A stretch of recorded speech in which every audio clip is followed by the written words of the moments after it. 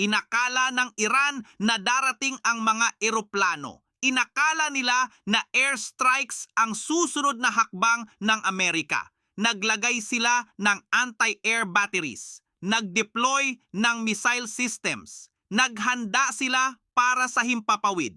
Pero hindi nanggaling sa himpapawid ang pressure sa kanilang ekonomiya. Nanggaling ito sa dagat. At ngayon, nakulong ang Iran, hindi sa pag-atake mula sa himpapawid, kundi sa presensya ng mga barko ng Amerika. Noong April 13th, 2026, opisyal na inilunsad ng Amerika ang naval blockade laban sa Iran. Hindi ito basta-basta pagsasara ng dagat. Ito ay isang targeted interdiction. Bawat barko na papasok o lalabas ng Iranian ports ay sasalubungin ng US Navy. Ang mga destroyer na USS Frank E. Peterson Jr. at USS Michael Murphy ay nasa posisyon, naghihintay, nakahanda. Bakit ito sorpresa para sa Iran? Sa loob ng maraming buwan, ang kanilang depensa ay nakatuon sa isang bagay, ang pigilan ang mga F-35 and B-2 aircraft na makapasok sa kanilang airspace.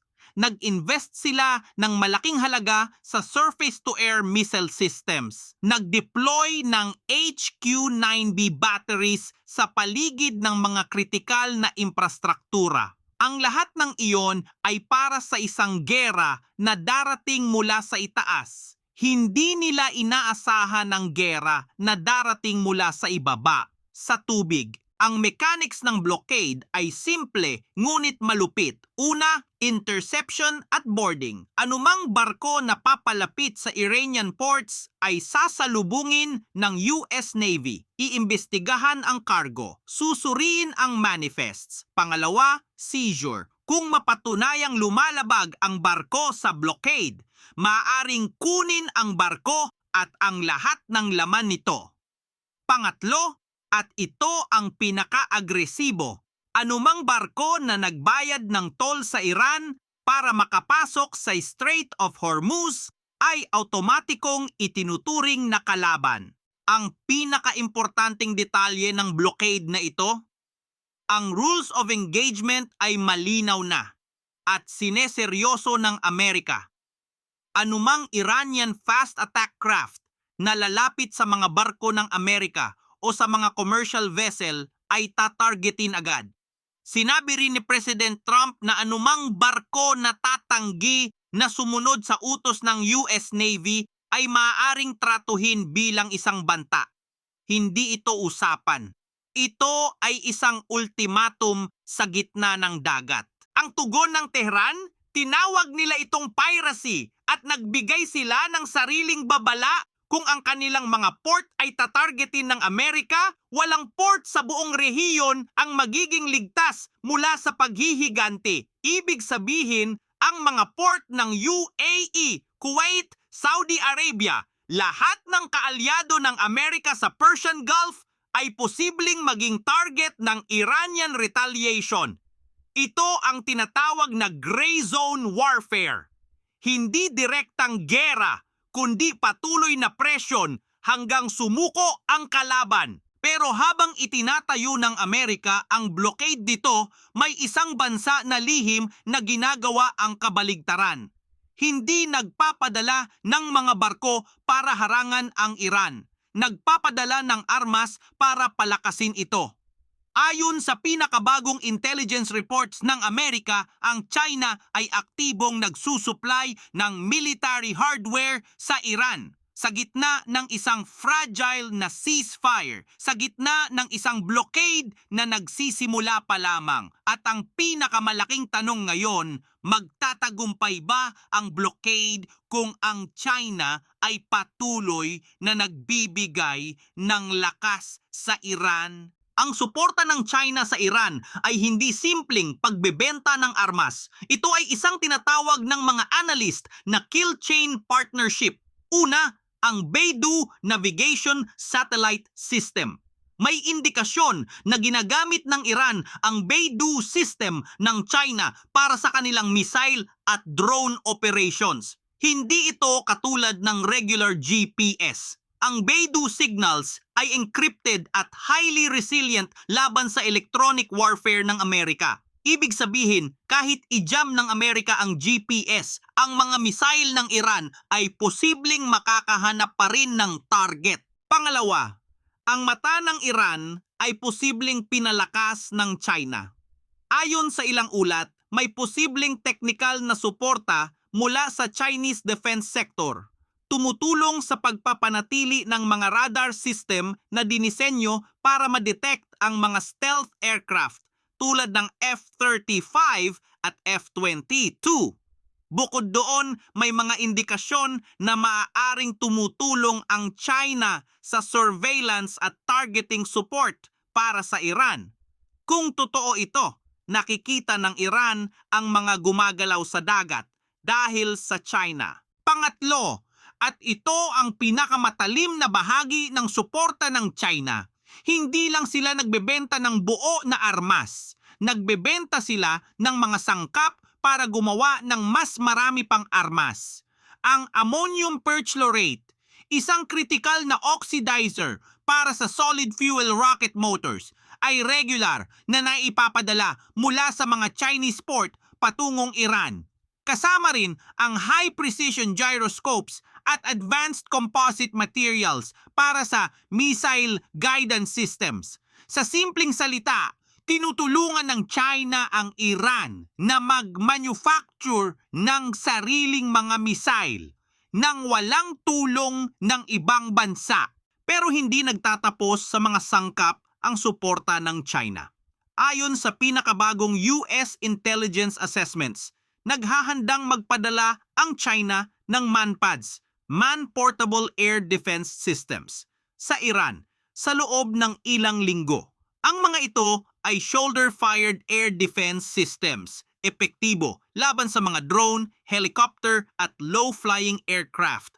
Ang mga shipment na ito ay lihim na idadaan sa ibang bansa para itago ang pinagmulan. Ito ang tinatawag na plausible deniability, nagpapadala pero parang hindi nagpapadala. At ang pinaka-kontrobersyal na armas sa listahan, ang HQ-9B, ang long-range surface-to-air missile system ng China. Ito ang tinatawag nilang katumbas ng S-300 ng Russia, ngunit dinisenyo na para matrack ang mga stealth aircraft at cruise missile sa layo na higit sa 260 kilometers. Kung totoo ang mga report, ibig sabihin ay may shield na ngayon ang Iran na maaaring magbigay ng malaking problema kahit sa pinaka-advanced na aircraft ng Amerika.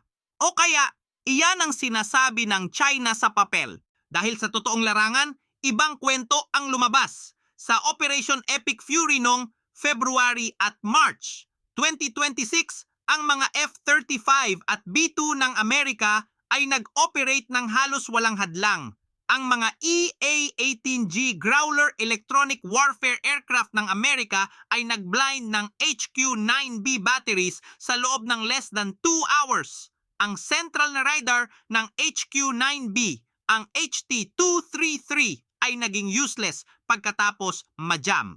Ang buong sistema ay naging bato. Kaya ang tanong nga ngayon, kung ang HQ-9B ay nabigo na, bakit patuloy pa ring nagpapadala ang China ng mas marami pa? Ang sagot ay nasa plano ng China, hindi sa teknolohiya. Ang layunin ng China ay hindi manalo para sa Iran. Ang layunin ay gawing mahal ang presyo ng tagumpay para sa Amerika. Kung mas maraming sistema ang kailangang sirain ng Amerika bago makapasok, mas maraming oras, mas maraming resources, mas maraming political capital ang mawawala. At habang abala ang Amerika sa Iran, mas malaya ang China na gumawa ng sariling mga hakbang sa ibang bahagi ng mundo. Ito ay chess, hindi boxing. Hindi naman tahimik ang Amerika tungkol sa ginagawa ng China. Nagbigay ng babala si President Trump kung mapatunayan na nagsusupply ng military hardware ang China sa Iran. Haharapin ng Beijing ang additional 50% tariff sa lahat ng goods na pumapasok sa Amerika. Ang tugon ng China, tinawag nilang baseless smears ang lahat ng allegations. Sinabi nilang sumusunod sila sa mahigpit na export control laws. Ngunit habang nagtatalo ang dalawa sa salita, ang mga barko ay patuloy na gumagalaw sa gabi. Ano ang kahulugan ng lahat ng ito para sa mundo? Sa ngayon, daan-daang barko ang natigil o nire-reroute dahil sa blockade at sa kawalan ng katiyakan sa Persian Gulf. Ang presyo ng oil ay inaasahang tataas ng malaki. Ang mga bansang umaasa sa Gulf shipping ay nararamdaman na ang epekto at sa diplomatic front, ang Amerika at China ay nasa edge na ng isang proxy confrontation na maaaring mag-define ng geopolitics para sa mga susunod na taon. Hindi ito simpleng gera ng Amerika at Iran. Ito ay isang global chess match at lahat tayo ay nasa board. Kaya naman ang tanong na dapat nating sagutin ay ito. Kayang pigilan ng US naval blockade ang Iran kung ang China ay lihim na nagre-restock ng kanilang arsenal? O ito ba ang simula ng isang mas malaking confrontation? Hindi lang sa Persian Gulf, kundi sa buong Indo-Pacific? Dahil kung matututo tayo ng isang bagay sa lahat ng ito ay ang katotohanan na sa modernong gera, ang pinakamapanganib na armas ay hindi palaging ang pinakaingay. Minsan, ito ay ang barko na tahimik na dumadaan sa gabi. Mag-like at mag-subscribe at panoorin ang mga video na nasa screen ngayon.